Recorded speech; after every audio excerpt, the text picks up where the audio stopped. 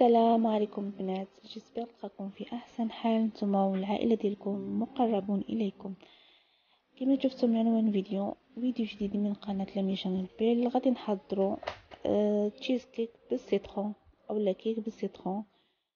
كما كتشوفوا معايا هنايا عندي كيكس اللي مهرمش نتوما طحنتوش مزيان غير مهرمش باش كيجي كروكون، ما كيجيش كيجيش معلق بزاف. ديك الطبقه الاولى هنايا عندي 3 ديال دانيت، وعندي هنايا الكارطون اللي قطعته على حسب المول ديالي. كيجي مزيان كيسهل ملي كتجي تجبد التشيز كيك ديالك من المول، ولا ملي كتجي تحطو في الاسيت كيجي ساهل وكيجي راقي بحال ديال لي باتيسري.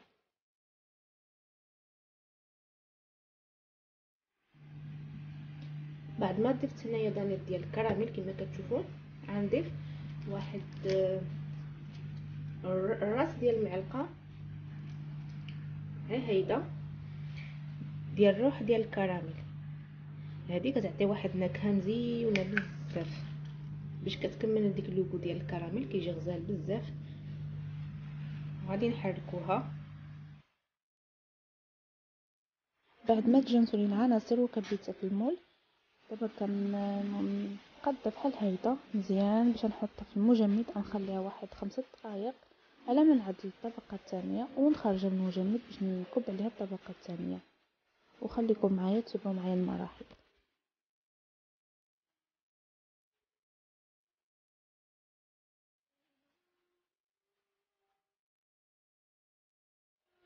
اما بالنسبه كطبقه ثانيه، عندي في كاسرول هنايا يبرد الحليب، وغادي نضيف عليه واحد كاس ديال السكر،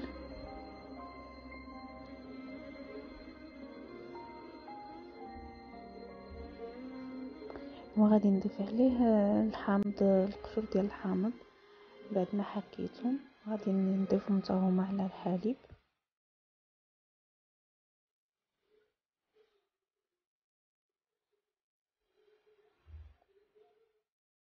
وغادي نشعل عليهم البوطه نخليهم يدفاو واحد شويه.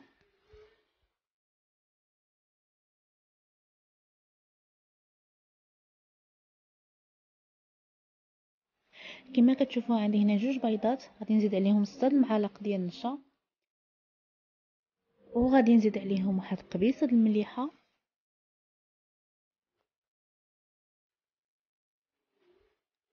وغادي نزيد عليهم هاد الساشيه ديال الفاني ديال السكر فاني.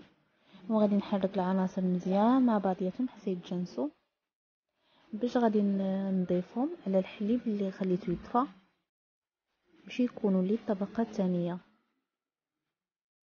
هاد التشيز كيجي لذيذ في المذاق، روعه. دوك لوكو ديال السيترون وراقي راقي راقي في المنظر. نتمنى البنات ما تهكزوشي وتاخذوا المقادير وتعدلوه، وانا ان شاء الله ندير لكم مقادير في صندوق الوصف.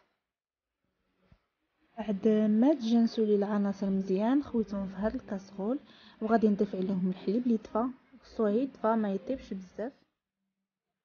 غنضيف الحليب بشويه بشويه باش ما يطيبليش البيض، ومع التحريك طبعا حتى نسالي كامل الحليب، ومن بعد غادي نرجعوه للبوطه. بعد ما كبيت الحليب كامل غادي نرجعو فوق البوطه، وطبعا تكون دافيه. غادي نحرك كما كتعرفوا ان النشا اللي في البيض اللي عملنا في البيض ضروري غادي تجمع لنا دغيا، خاصها التحريك باش ما تلصقش معنا في القاع ديال الكاسرول. ومن بعد غادي نعصر واحد كاس لاروب ديال السيترون، غادي نضيفوه على هاد المقادير على هاد الطبقه هذه بعد ما تجمع لي. طبعا كما كتشوفوا ها بدا كيتجمع معنا الطبقه الثانيه، كتجمع معنا. وغادي نزيدو كاس لاروب ديال السيترون باش يعطيها باش يعطيها ديك لوغو ديال السيترون. هي اباز ديال السيترون ديال لوغو ديال السيترون، كيجي لذيذ في المذاق غزال. بنوج ديال الطبقه الثانيه غادي نضيفها على الطبقه الاولى في المول، باش غادي نخليها تبرد في درجه الحراره المطبخ، ومن بعد غندخلها عاوتاني الثلاجه. اذا كنا مزروبين ممكن ندخلوها الفريغو، ماشي مشكل. كنساويها شي حاجه بحال هكذا ونخلوها تبرد معنا، ومن بعد ندخلوها الفريغو. ولكن البنات ما تنساوش حتى تبرد معكم، يعني في درجه ديال حراره المطبخ تبرد معكم شي حاجه ما تبقاش سخونه، عاد ممكن تدخلوها الفريغو ولا الثلاجه.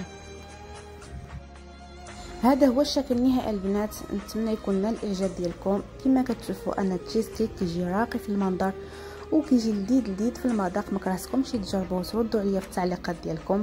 وقبل ما نمشي البنات ما تنساوش تعملوا لي لايك، اللي باقي ما اشتركش معايا يشترك معايا، وبارطاجيوه مع صحابكم باش تعمل فائده. والى اللقاء فيديو اخر ان شاء الله.